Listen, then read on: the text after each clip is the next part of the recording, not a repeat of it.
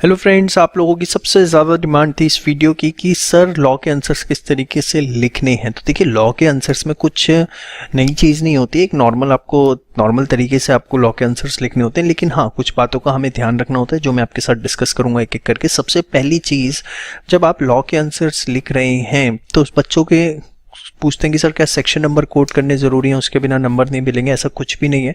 Rather than section की जगह आप एक्ट का नाम लिखिए इस तरीके से कि according to the provisions of Indian contract act, offer means, acceptance means, मतलब जो भी आपको लिखना है उसके एक्ट का नाम लिखिए। रादर देन आप सेक्शन याद करें और उसे गलत करके आए।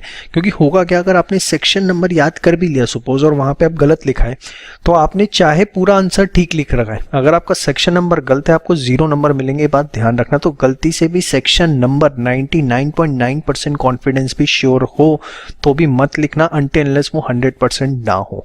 और कोई आप अगर लिख भी आओगे तो उससे आपको कोई स्पेसिफिक एज या बेनिफिट नहीं मिलने वाला, क्योंकि इसकी कोई रिक्वायरमेंट ही नहीं होती है।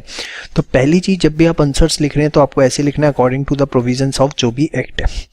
सेकंड चीज, क्या केस स्टडी याद रखनी होती है। तो देखिए, जब आपने मेरा कोर्स किया तो मैंने आपको जगह जगह बताया कौन सी केस स्टडी के नाम याद रखने और कौन सी नहीं रखने।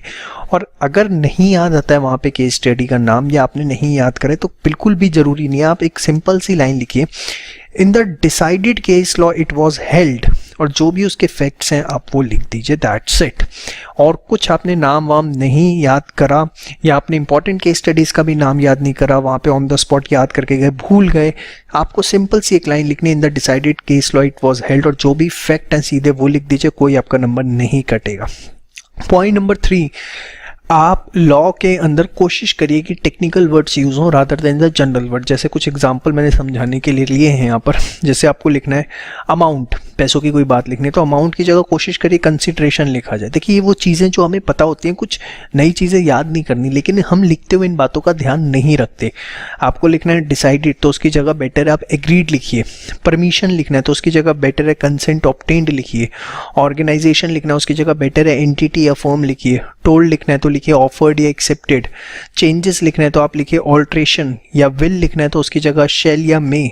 मैंडेटरी है तो शेल और ऑप्शनल है तो मे। तो कोशिश करिए कि जो लॉ के टेक्निकल वर्ड्स हैं वो यूज किए जाएं rather than the general words. और ये सिर्फ आपकी राइटिंग प्रैक्टिस से आ सकते हैं। आप सोचें कि आप यहाँ पर सीधे याद रखें और सीधे जाके एग्जाम के अंदर ही पेपर अटेम्प्ट करें, ऐसा नहीं है। इसके लिए मैं हमेशा एडवाइस करता हूँ कि जो भी टॉपिक आप पढ़ते जा रहे हैं टॉपिक टू टॉपिक लिख के जरूर देखिए, ठीक है। मे अटेम्प्ट के बच्चों पे तो अब इतना टाइम नहीं है कि वो टॉपिक टू टॉपिक लिख के देख पाए, बट एटलीस्ट रैंडम बेसिस पे मैं उनको कहूँगा कि एटलीस्ट 10 टॉपिक तो आप भी अभी लिख के देख सकते हैं, इतना टाइम आपके पास है। और नवंबर अटेम्प्ट के बच्चे जो शुरुआत कर रहे हैं जिन पे सफिशिएंट टाइम है, वो टॉपिक टू टॉपिक जो है वो प्रैक्टिस करें। इससे एक डेवलपमेंट होगा लॉ लिखने का। और उसमें सिर्फ आपको ये ध्यान रखना है कि टेक्निकल वर्ड्स का यूसेज करना है, जनरल वर्ड्स का कोई यूसेज आपको अवॉइड करना है, ठीक है।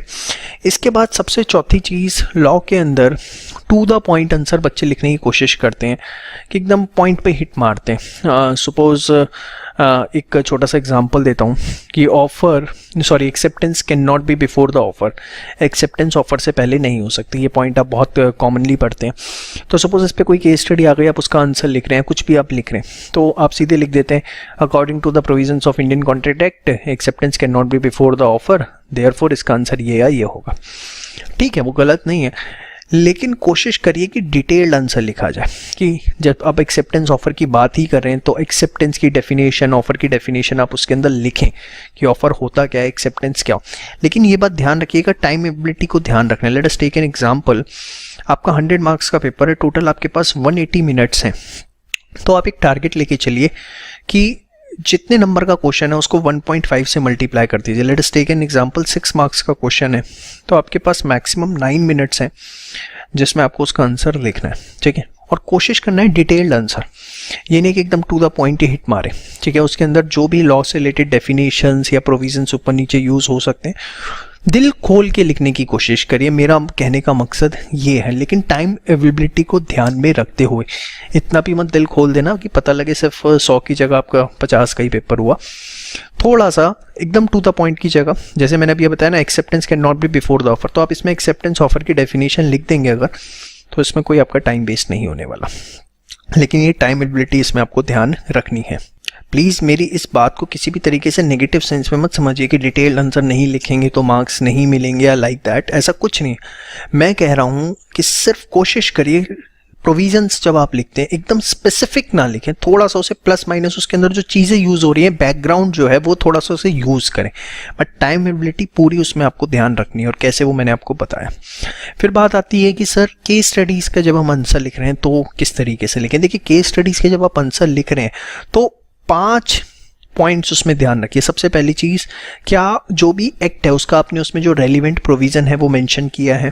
पॉइंट नंबर 2, अगर उसमें कोई केस स्टडी यूज़ हो रही है तो वो आपने मेंशन करी है।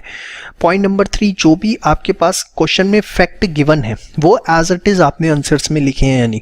बच्चे सोचते हैं कि वो नहीं लिखने होते, बट जो क्वेश्चन में फैक्ट्स हैं एज इट इज़, वो 3-4 लाइनें जो भी होती हैं वो आपको एज इट इज़ जरूर लिखनी है। पॉइंट नंबर 4, जो भी आपके उसमें फैक्ट गिवन है और जो आपने प्रोविज़न लिया, दोनों के बीच में क्या लिंकेज है जिसके बेसिस पे आप कंक्लूजन ड्रॉ करेंगे वो जरूर मेंशन कीजिए। मर्ज लॉ विद फैक्ट्स, और फाइनल आपको कंक्लूड जरूर करना है। तो कोशिश करिए कि 5 एस्पेक्ट्स जो है आपके आंसर्स के अंदर दिखें: provision, case study, facts, merger of provision with the facts and the final is conclusion.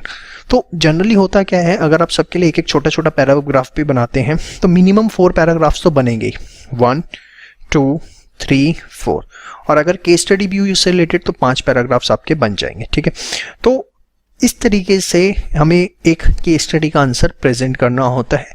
और बाकी घबराइए किसी तरीके से नहीं कि लॉ के अंदर कुछ बहुत टेक्निकल चीज़ें लिखनी है। आप बस ये मेरी छोटी सी बातें जो हैं ये आप ध्यान रखिए, इससे ज़्यादा लॉ में कुछ भी अलग नहीं है। अल्टीमेटली एक नॉर्मल सा पेपर है। हाँ, कुछ बातें ध्यान रखनी है जो मैंने आपको बता दी, आप इतना ध्यान रखेंगे that will be more than sufficient. जय श्री श्याम।